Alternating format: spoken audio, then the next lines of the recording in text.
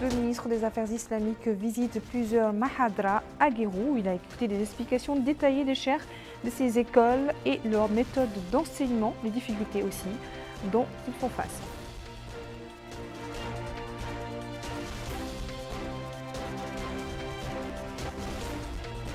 Le commissariat à la sécurité alimentaire lance une opération de distribution de sommes d'argent liquide au profit de familles vulnérables.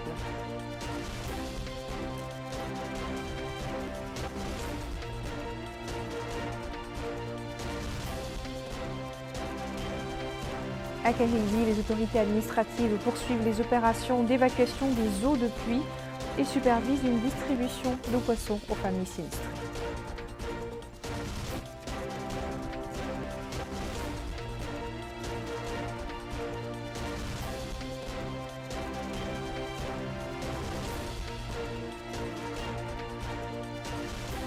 Voilà pour les titres, bonsoir et merci de rejoindre à nous.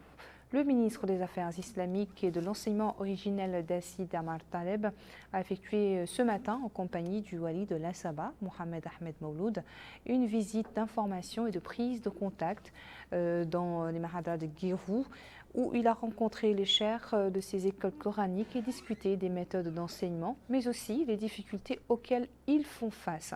Bokar Bailaba revient sur l'importance de cette visite dont l'objectif est de rehausser le niveau d'enseignement et de trouver des solutions appropriées aux problèmes posés. Les mahadras s'appuient sur une sélection de livres considérés comme les références pour les sciences enseignées.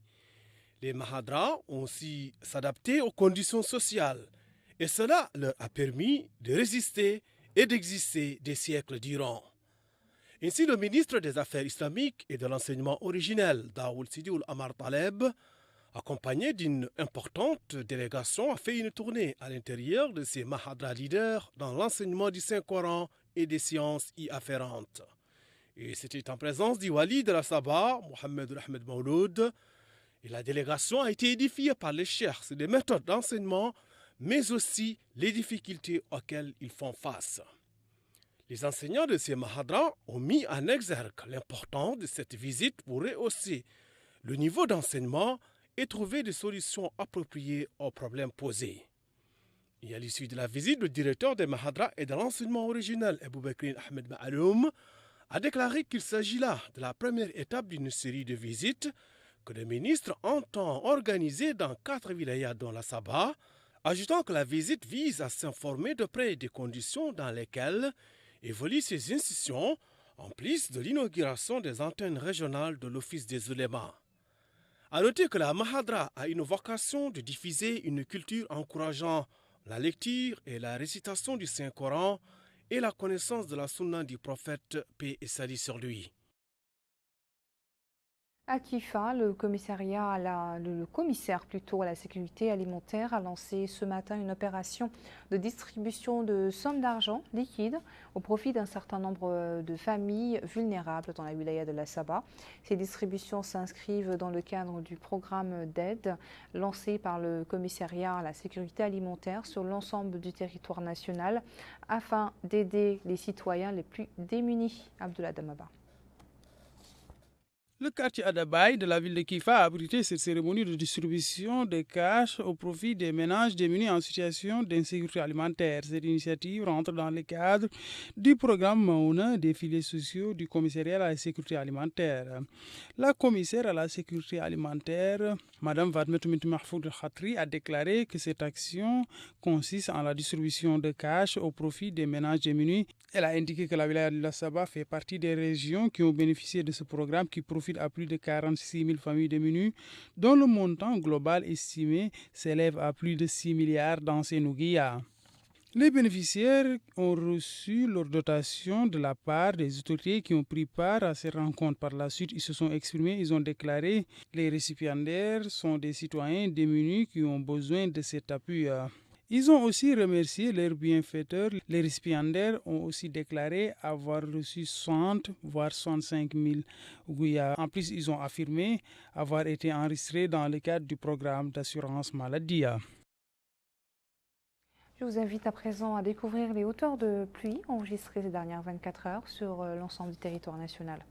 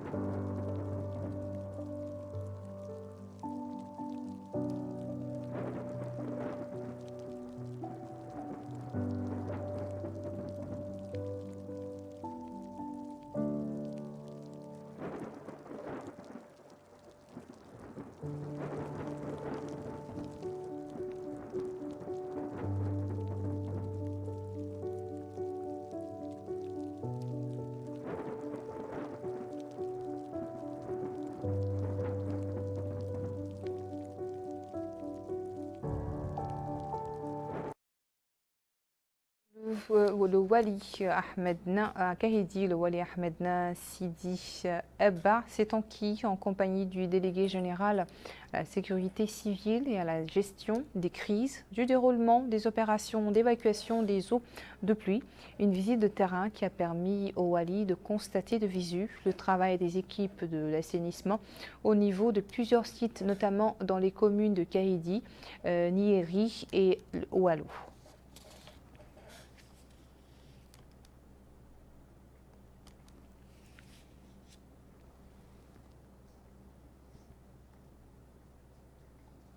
Toujours à Kahidi, une opération de distribution gratuite de poissons de qualité a été lancée ce matin par la Société nationale de distribution du poisson au profit de populations touchées par les récentes pluies torrentielles dans la ville.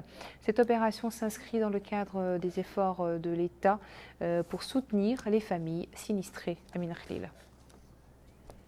La Société nationale de distribution de poissons a effectué son action menée dans la ville de Kahidi afin d'appuyer et venir en aide aux populations sinistrées suite aux dernières inondations qu'a connues la capitale du Gorgol. Présent sur les lieux, le Wali du Gorgol, M. Ahmed Naoul Sedeba, a affirmé qu'il s'agit ici d'une action solidaire globale menée conjointement par tous les services et institutions étatiques, chacun dans son domaine de compétences. Il a précisé que le président de la République, M. Mohamed Ould Cheikh Al-Ghazouani, a donné ses instructions au pouvoir public de déployer tous les moyens possibles afin de relever le défi et appuyer moralement et matériellement les populations locales, désenclaver les zones submergées, ouvrir les canaux d'assainissement, nettoyer la ville, entre autres.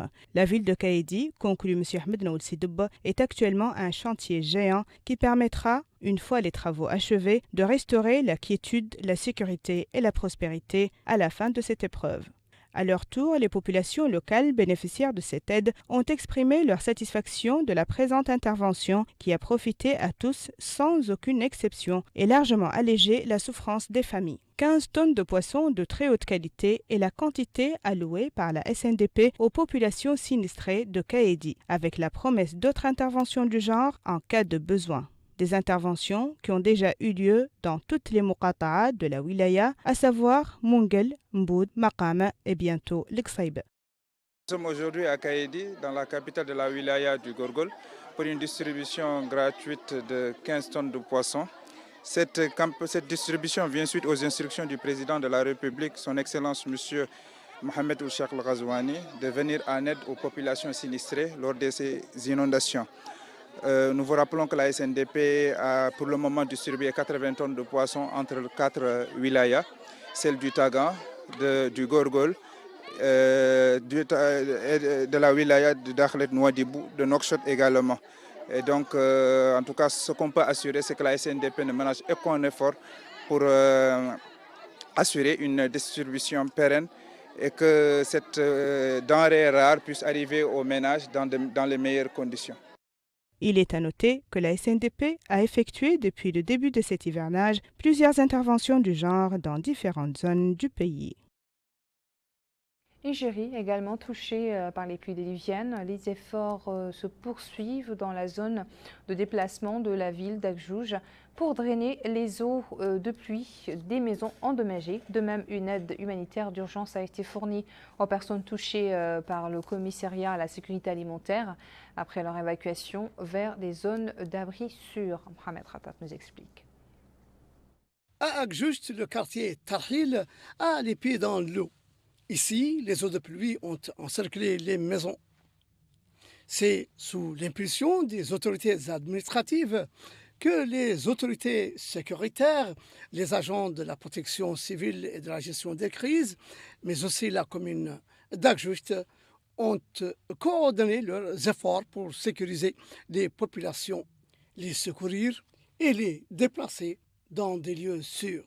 De même que des aides ont été distribuées aux populations sinistrées sous la supervision de Mme Tfaïla Mentahadden, Wali de l'Inchiri, qui a déclaré que la Commission régionale des urgences a intervenu rapidement avec les différents corps des forces armées et de sécurité, ceux de la protection civile, notamment la garde nationale, la gendarmerie, l'armée, la police, mais aussi la commune d'Akjouj, évacuant les populations dans des écoles et leur distribuant des aides humanitaires. C'est également l'avis du délégué du commissariat à la sécurité alimentaire qui a affirmé que les opérations de sauvetage et de déplacement des populations sinistrées ont été exécutées avec promptitude et professionnalisme et que des kits alimentaires leur ont été distribués, notamment du riz, de l'huile, du sucre, de l'eau de javel et autres produits.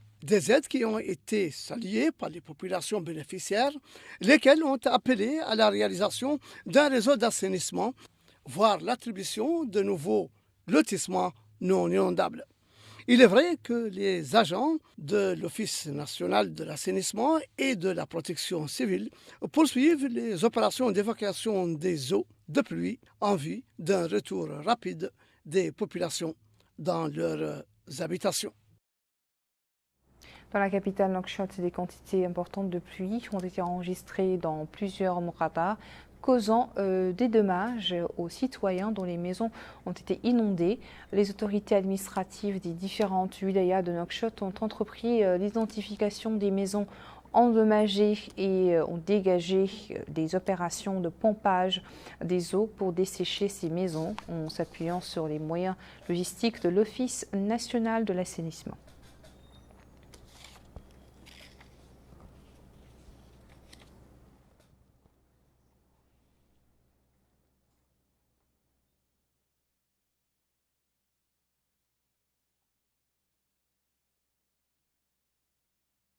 Nous restons à Nouakchott et plus précisément dans la wilaya de Nouakchott-Ouest où la commune de Ksar a lancé ce matin une opération de distribution de kits alimentaires au profit de certaines familles sinistrées.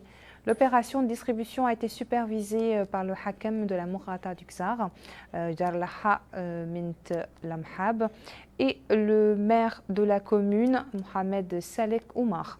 Il est à noter que cette opération s'inscrit dans le cadre des efforts déployés par les pouvoirs publics pour soutenir les citoyens touchés par les pluies dans différentes régions du pays. Nous allons à présent le Hod El Gharbi où les autorités sanitaires ont procédé ce matin à la distribution de quantités de médicaments dans divers points de santé de la ville d'Ayouna. Ces distributions s'inscrivent dans le cadre du programme Mouyasser lancé la semaine dernière par le ministère de la Santé Abdoulaye Damaba. Les autorités sanitaires de la ville d'Ayoun ont réceptionné les quantités de médicaments qui ont été alloués à ces mourata dans le cadre du programme Mouyasser. Ces médicaments vont être distribués aux postes et centres de santé de la mourata d'Ayoun. Le secrétaire général de la commune d'Ayoun a affirmé représenter l'administration dans le cadre de la réception de ces médicaments. Ce qui dit rentre dans le cadre du programme Mouyasser dont l'objectif est de faciliter l'accès des citoyens démunis aux médicaments essentiels et à des coûts réduits.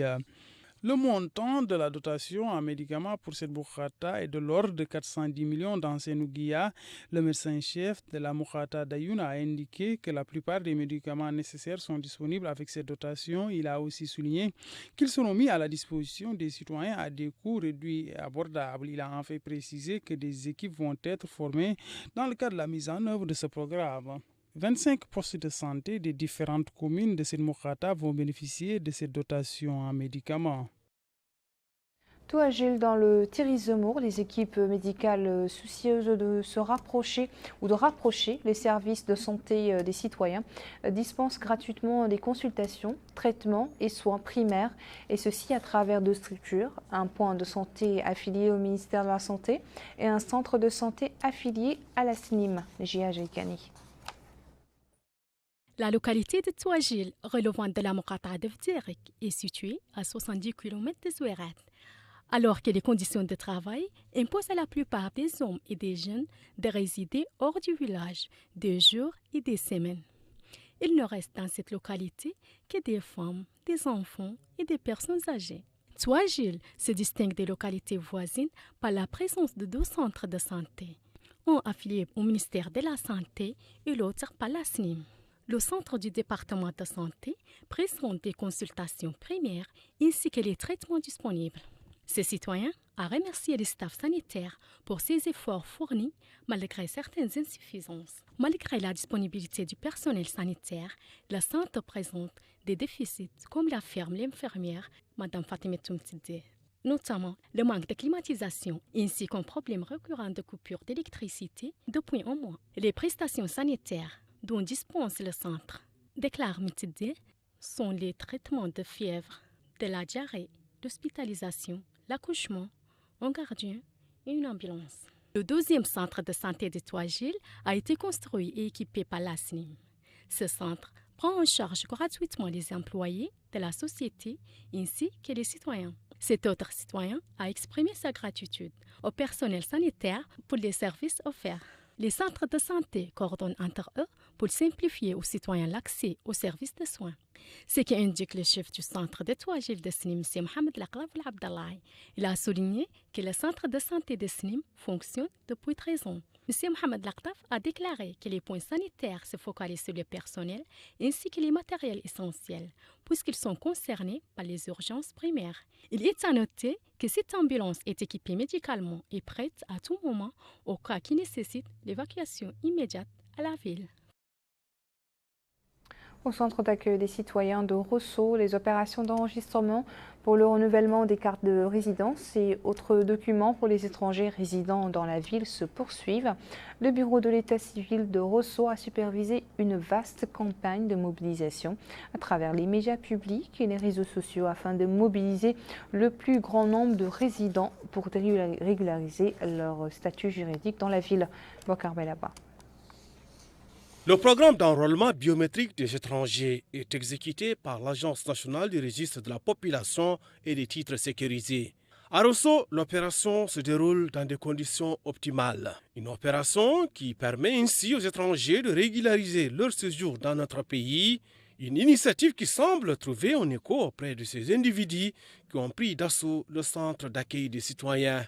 Ce ressortissant de nationalité sénégalaise affirme que cette opération d'enrôlement lui permettra de se conformer à la législation mauritanienne, remerciant ainsi les pouvoirs publics pour la mise en œuvre de cette opération.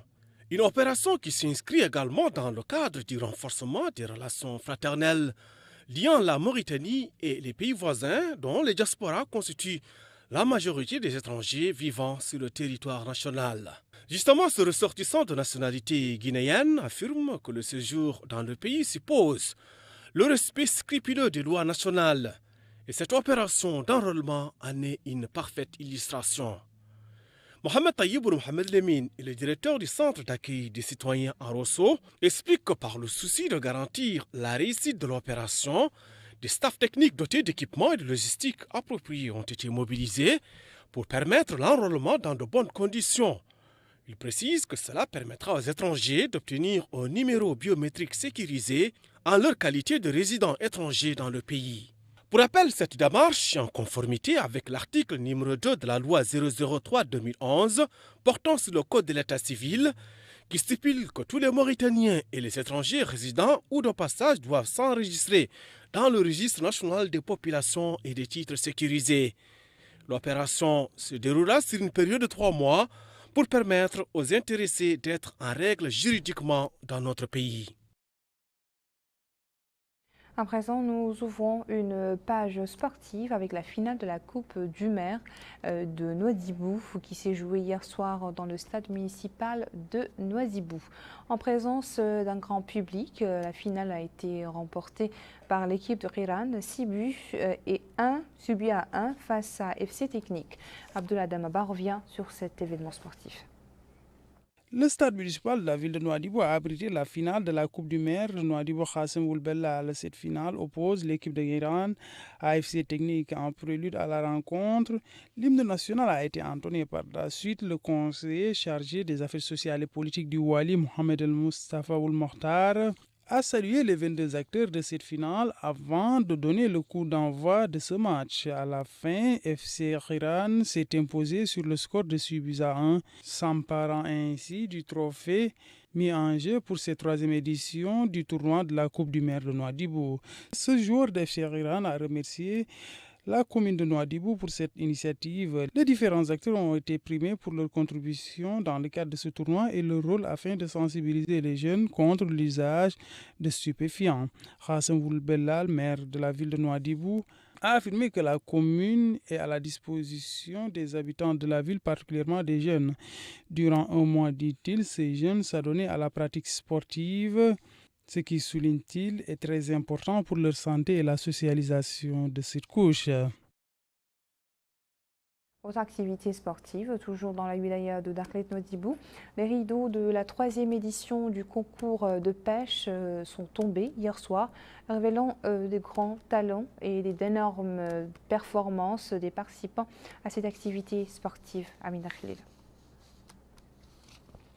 La compétition de pêche sportive organisée dans la capitale économique Nouadhibou a été lancée avec une opération de protection de l'environnement, notamment maritime, menée conjointement par l'Association mauritanienne pour la pêche sportive Imragen, les gardes des côtes mauritaniennes et l'Association mauritanienne de plongée et de sauvetage.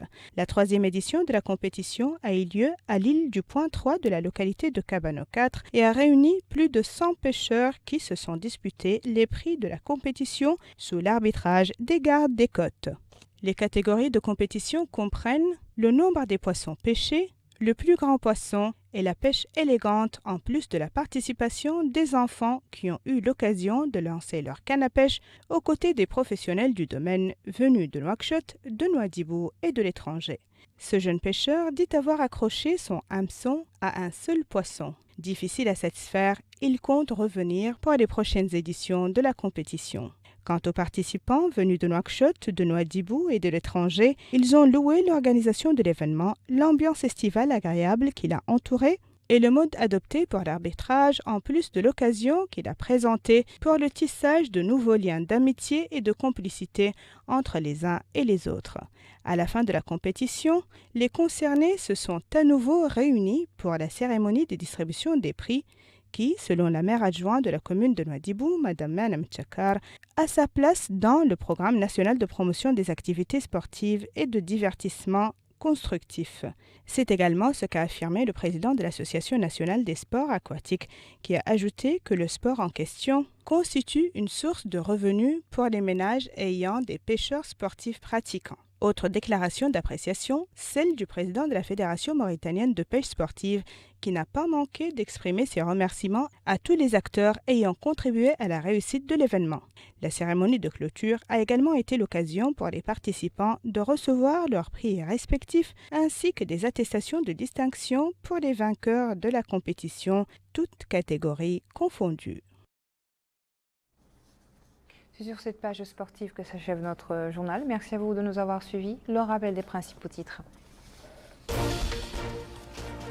Le ministre des Affaires islamiques visite plusieurs mahadras à Guérou, où il a écouté les chefs de ces écoles coraniques sur les méthodes d'enseignement, mais aussi les difficultés auxquelles ils font face.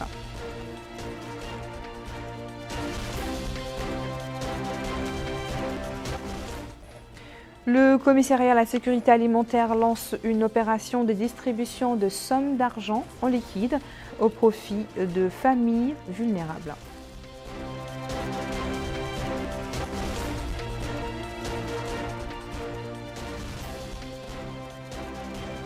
À Kahedi, les autorités administratives poursuivent les opérations d'évacuation des eaux de pluie et supervisent une distribution de poissons aux familles sinistrées.